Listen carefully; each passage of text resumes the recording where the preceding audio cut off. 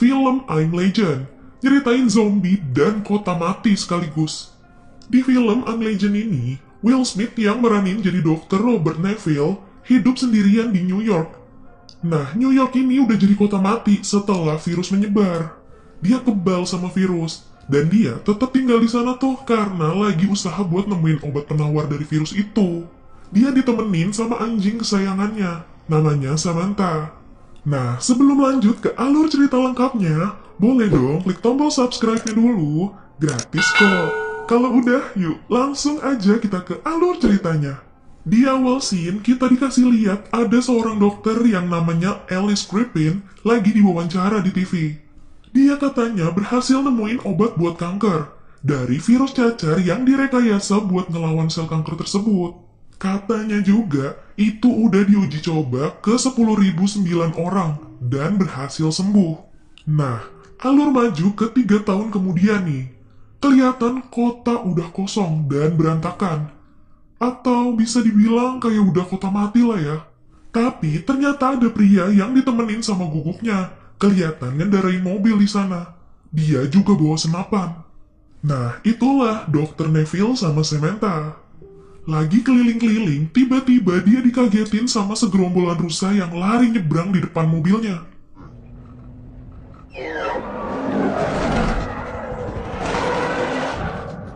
Dia langsung ngejar rusa-rusanya, sampai akhirnya dia kehalang sama mobil-mobil bekas yang menuhin jalanan itu.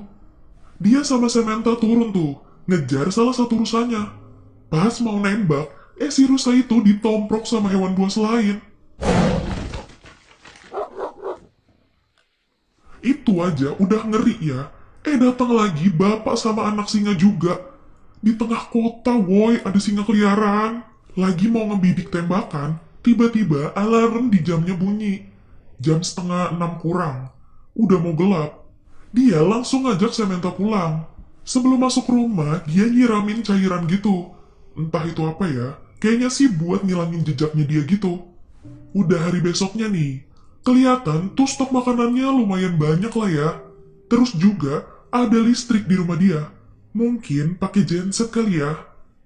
Kesian juga sih dia. Cuma Samantha yang bisa diajak ngobrol. Sambil mandiin si Samantha, dia masang lagu Bob Marley nih.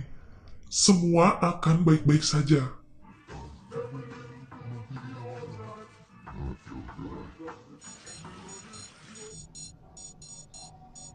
Gak lama, alarm di jamnya bunyi lagi. Sempet kayak bengong gitu dia.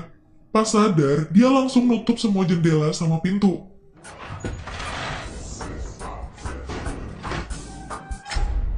Malam itu dia sama Samantha tidur di dalam bathtub.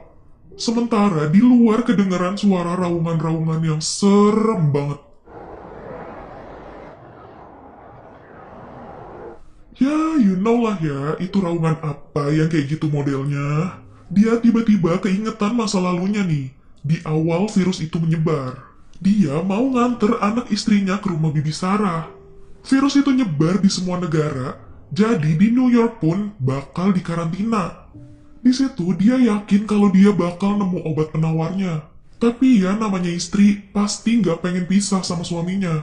Apalagi suaminya ngebahayain dirinya sendiri kan. Lagi ngomong serius, tiba-tiba ada zombie nabrak kaca jendela sebelah istrinya. Oke, bangun pagi, harus tetap sehat ya. Olahraga dulu dong, tuh Samantha juga. Abis itu dia turun ke ruang bawah. Samantha nggak boleh ikut. Ternyata itu labnya dia. Dia ngecek hasil uji coba serum-serumnya dia tuh. Ada satu serum yang lumayan berefek sama tikus percobaannya. I'll kill the host. Hold on a second. Compound 6 appears to be Sean J. Series Serum 391 ex-candidate for human trials. Hari ini dia mau keluar lagi nih. Berburu-buru-bur. Lah, kayak SpongeBob. Enggak lah, dia mau berburu apa kayak gitu ya yang kali bisa berguna.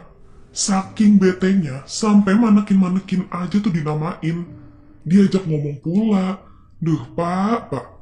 Jadi selama ini dia dapat persediaan sekaligus alat-alat yang dia butuhin tuh dari rumah-rumah atau bangunan-bangunan yang ada di kota itu. Dia juga rutin nyiarin di radio, ngasih tahu kalau misalnya masih ada warga yang selamat bisa nemuin dia gitu. Nah, ini ada rusa tiba-tiba lewat. Akhirnya si Dr. Neville sama Samantha ngejar itu rusa dulu. Rusa itu masuk ke dalam gedung.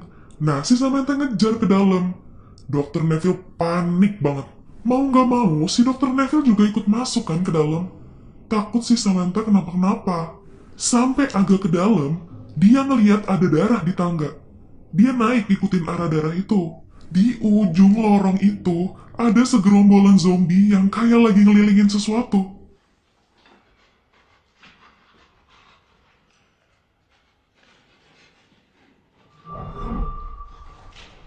Dia mundur pelan-pelan. Terus dia dengar suara Samantha. Samantha ngumpet di kolong meja, ketakutan banget kelihatannya. Taunya, pas si dokter nyorot lampu ke arah depan Samantha, ternyata ada zombie yang lagi makan rusa.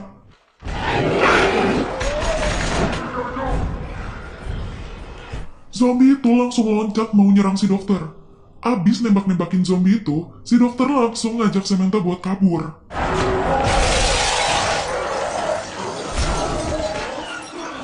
Salah satu zombie itu ada yang berhasil nemplok tuh.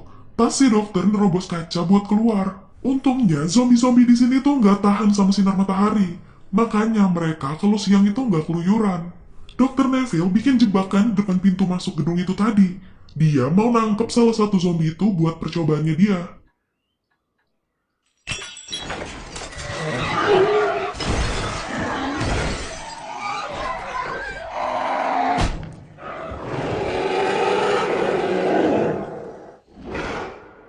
Dia nyoba serum yang kemarin agak berefek sama tikusnya itu ke si zombie cewek ini. Detak jantung sama suhu tubuhnya perlahan menurun. Tiba-tiba,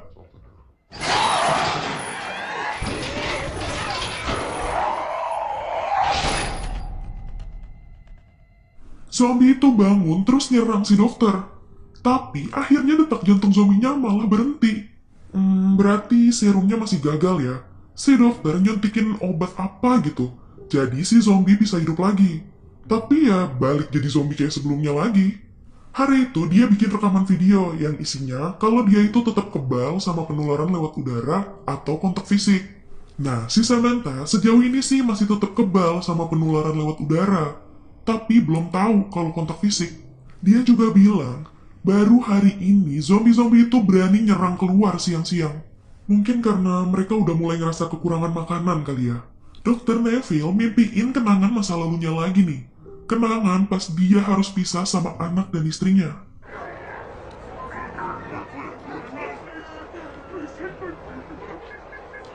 Oh, good. Before I need to scan her. Ternyata anaknya yang ngasih Samantha biar ikut buat nemenin dia. Samantha masih kecil banget waktu itu. Hari ini hari ulang tahunnya si dokter nih. Saking kesepiannya, dia belaga seakan-akan Samantha mau ngasih pesta kejutan buat dia. Lagi keliling-keliling, dia ngeliat manekin yang dia namain Fred itu ada di tengah jalan. Dia langsung deketin manekin itu. Dia bingung banget tuh ya. Gimana bisa Fred pindah ke situ? Pas dia makin deketin, dia kayak nginjek sesuatu gitu. Terus mobil yang ada di belakangnya itu gerak.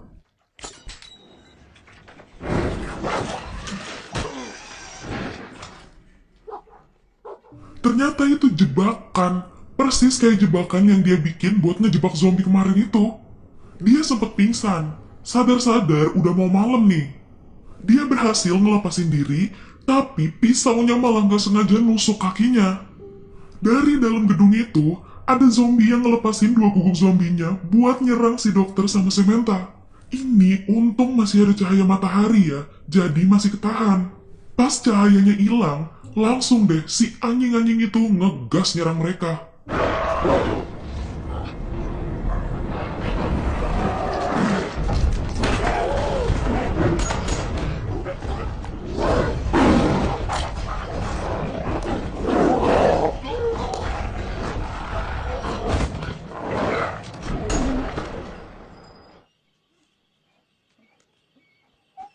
Di situ Samantha kegigit sama salah satu guguk itu. Samantha dibawa pulang ke rumah. Abis nyuntikin obat antibiotik, si dokter cuma bisa melukin Samantha sambil nyanyiin lagu Bob Marley-nya itu lagi.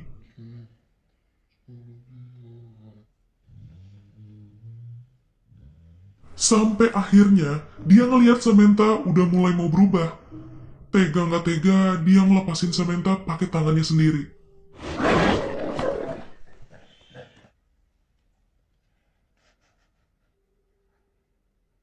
Dia malah makin gak kuat kayaknya kalau harus ngelihat Samantha berubah. Besoknya dia ngubur Samantha. Dia benar-benar sendirian sekarang.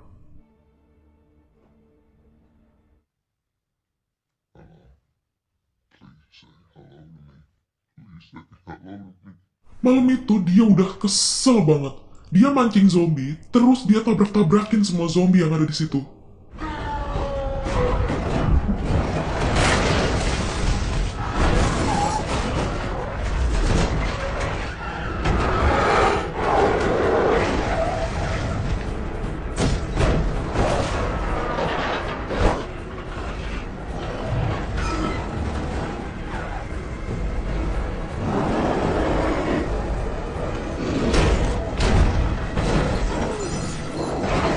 Tapi dia nyaris kalah nih. Mobilnya hampir aja nyebur ke laut. Pas ada satu zombie yang masuk ke mobil, tiba-tiba ada lampu yang nyorot ke situ. Jadi si zombie langsung kabur. Ternyata yang tadi itu cewek. Dia dibawa sama cewek itu pergi dari sana. Terus si cewek itu nganter dia pulang. Pas dia pingsan itu, dia mimpiin kenangan masa lalunya lagi. Ternyata istri sama anaknya tewas. Helikopternya ketabrak sama helikopter lain.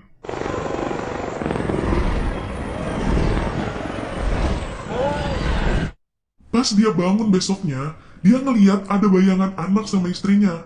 Tapi ternyata itu tuh si cewek sama anak kecil. Cewek itu namanya Anna. Nah, si anak kecil itu namanya Ethan.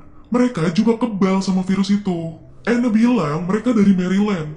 Terus ke situ gara-gara denger pesannya si dokter di radio. Anna juga bilang kalau ada orang-orang yang selamat selain mereka. Tapi si dokter ini langsung nyangkal. Karena ya emang dia tahu nggak ada yang berhasil selamat kan. Jadi si dokter agak kepancing emosinya nih. Maklum ya, dia kan habis ngalamin kejadian yang nggak enak kemarin ini. Udah tenang, dia ngucapin makasih ke Anna karena udah nolong dia. Anna juga nanya kemarin itu kakinya kenapa bisa ketusuk. Akhirnya mereka pergi ke tempat si zombie ngejebak si dokter kemarin. Cuma yang masih nggak masuk akal kok bisa-bisanya zombie itu ngejebak balik pakai cara yang sama. Anna jadi kepikiran mungkin si zombie-zombie ini pada berevolusi. Malam itu Anna ngajak dia buat pergi ke koloni orang-orang yang selamat lagi.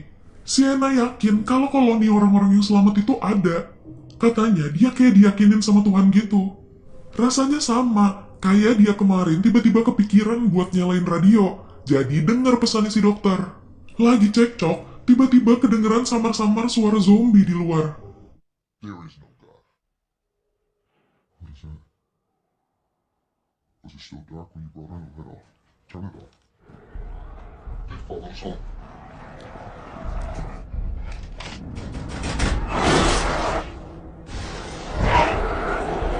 Ternyata zombie-zombie itu ngikutin jejak darahnya si dokter yang kemarin itu. Pas zombie makin deket, dia ngeledakin bom-bom yang dia taruh di depan rumahnya.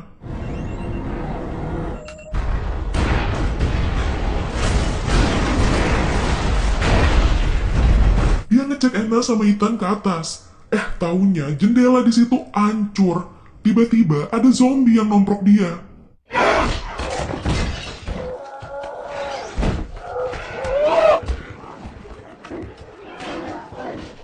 Dibanting sana-sini sama tuh zombie.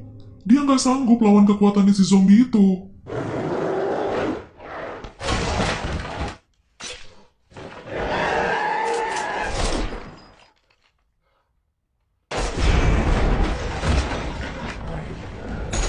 Anna sama Ethan ngumpet di kolong lemari. Sementara itu, di atasnya ada si zombie lagi ngancurin plafon rumah.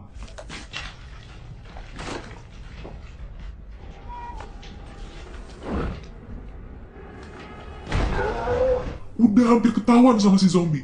Si dokter nolong langsung nembak-nembakin tuh zombie sampai is dead. Tapi di luar zombinya makin banyak yang datang. Mereka akhirnya mutusin buat ngumpet ke lab di bawah itu.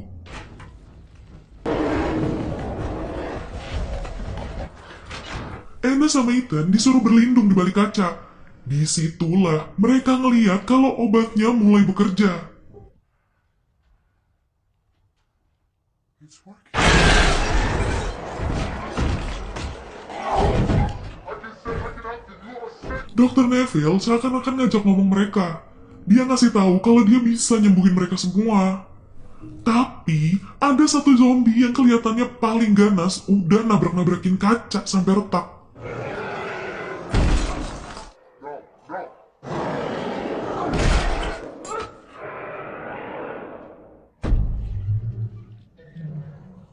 Ternyata, retakan kacanya itu bentuknya kupu-kupu.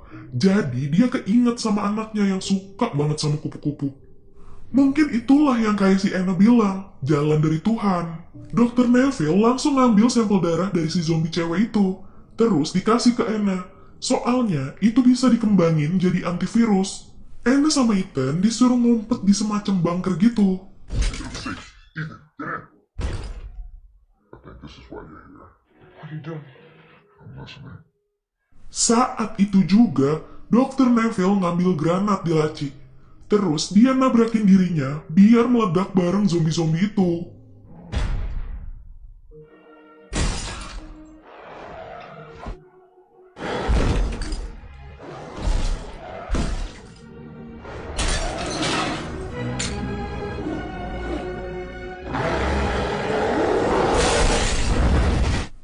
Di akhir scene, kita lihat Anna sama Ethan jalan menuju ke battle. Di sana, dia nyerahin sampel darah si zombie itu buat dibikin antivirusnya. Jadi, perjuangannya si Dr. Neville ini selama bertahun-tahun sendirian gak sia-sia. Eits, Pramal, jangan salah. Di film ini ada dua ending. Ending yang pertama itu yang tadi, original endingnya. Nah, ending yang kedua, itu dokternya selamat, dan kayak gini ceritanya. Tiba-tiba dia keingetan omongan anaknya tentang kupu-kupu. Pas dia lihat ke leher belakang zombie cewek itu, ternyata ada tato kupu-kupu di situ. Mungkin itulah yang kayak si Anna bilang, jalan dari Tuhan. Dia bawa si zombie cewek itu keluar dari ruangan kaca. Anehnya ini zombie-zombie pada kalem seakan-akan kayak ngerti gitu ya.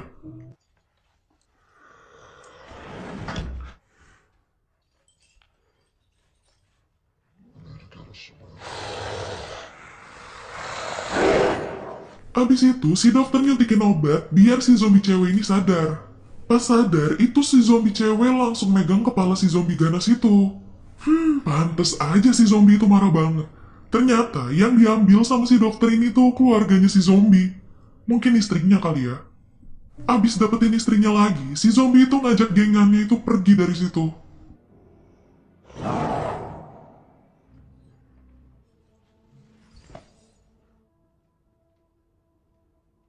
Ya, itu tadi alur cerita dari film I'm Legend. Berarti selama jadi zombie itu mereka juga perlahan berevolusi ya. Perasaan mereka juga udah mulai ada lagi kayak manusia normal. Bisa jadi sih. Saking udah lamanya juga kan. Sampai jumpa di ulasan alur cerita selanjutnya.